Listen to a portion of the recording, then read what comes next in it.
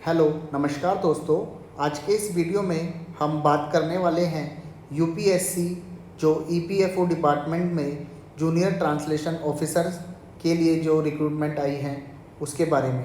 तो चलिए इस वीडियो को स्टार्ट करते हैं। तो जो वैकेंसीज़ आई हैं वो टोटल 86 है, जो कि जूनियर ट्रांसलेशन ऑफिसर्स के लिए हैं ईपीएफओ डिपार्टमेंट में।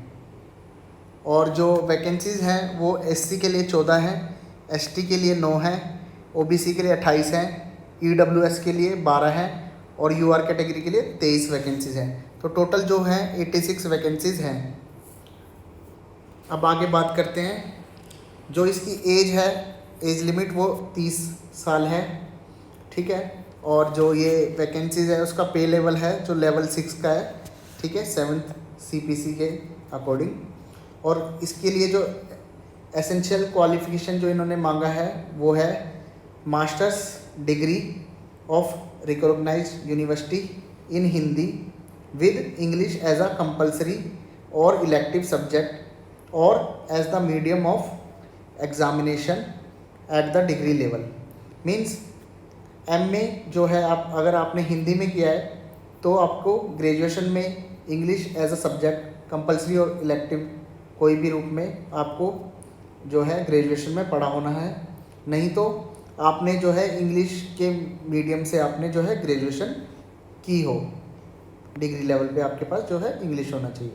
अब जो दूसरी इसकी क्वालिफ़िकेशन है वो है masters degree of recognised university in English. तो अब जो है एमए अगर इंग्लिश में आपने किया है तो हिंदी एज अ कंपलसरी और इलेक्टिव सब्जेक्ट और as the medium of examination.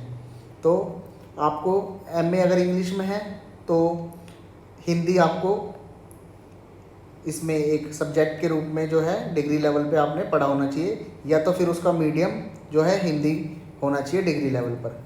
अब जो और इसकी क्वालिफिकेशंस भी है कुछ, जैसे master degree of recognised university in any subject, मतलब एमए हिंदी और इंग्लिश के अलावा अगर आपने किसी और सब्जेक्ट में मास्टर्स की है तो आपके पास हिंदी मीडियम और English as a subject compulsory और इलेक्टिव सब्जेक्ट आपके पास क्या होना चाहिए, ग्रेजुएशन लेवल में होना चाहिए।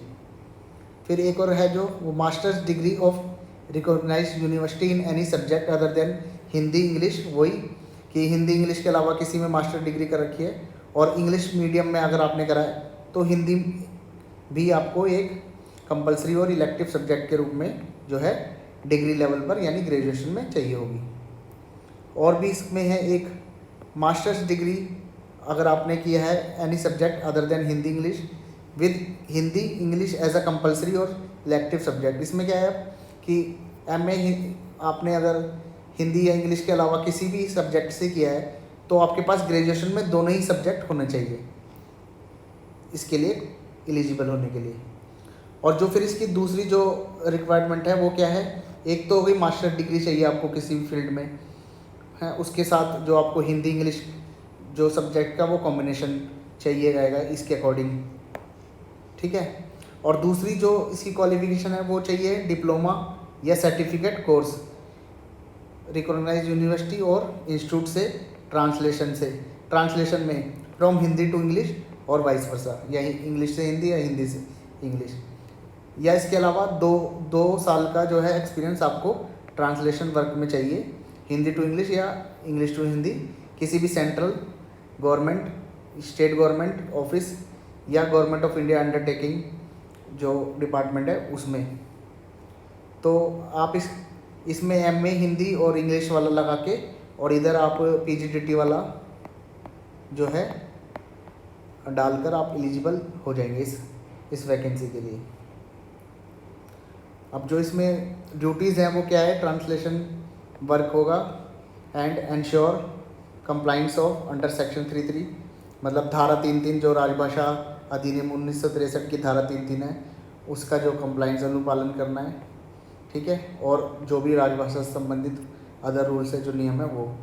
और क्या है, हेडक्वार्टर कहाँ है, नई दिल्ली, ठीक है। Any other condition the candidate recruited to the post will be govern covered by the new contributive pension scheme.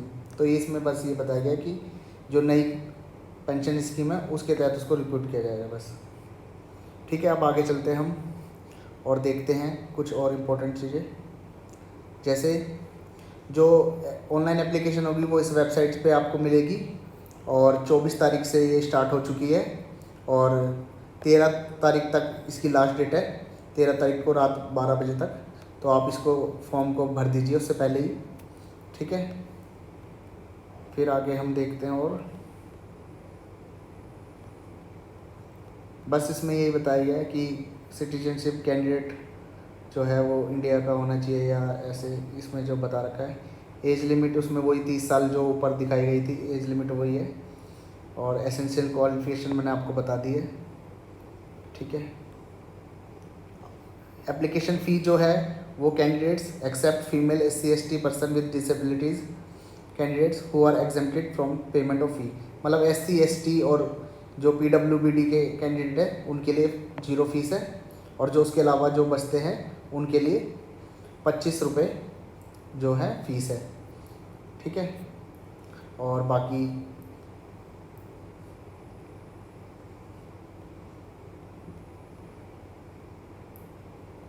बस इसमें और हाउ टू अप्लाई बता रखा है कि इस वेबसाइट पे जाइए और जो डॉक्यूमेंट्स है वो आपको डेट ऑफ बर्थ, एक्सपीरियंस वगैरह ये अपलोड करने हैं 1 MB से कम में, और ये सारे आप इसको डिटेल में एक बार पढ़ लेना। ठीक है, तो इसको आप 13 तारीख से पहले अप्लाई कर दीजिए और इसकी तैयारी कर लीजिए और इसकी तैयारी से रिलेटेड भी वीडियो लाने की कोशिश रहेगी। तो आप चैनल से जुड़ सकते हैं और मेरे टेलीग्राम चैनल से भी आप जुड़ सकते हैं। वहाँ पर इस PDF का लिंक भी मैं दे दूँगा और साथ में इससे रिलेटेड जो हम हिंदी से रिलेटेड और भी जो PDF हैं या कोई और इम्पोर्टेंट वीडियो है मैं वहाँ शेयर करता रहता हूँ, तो आप वहाँ से भी जुड़ जाइए। तो आज के वीडियो में बस इतना ही, मिलते हैं आपसे नेक्स्ट वीडियो में, तब तक के लिए बाय, जय हिंद।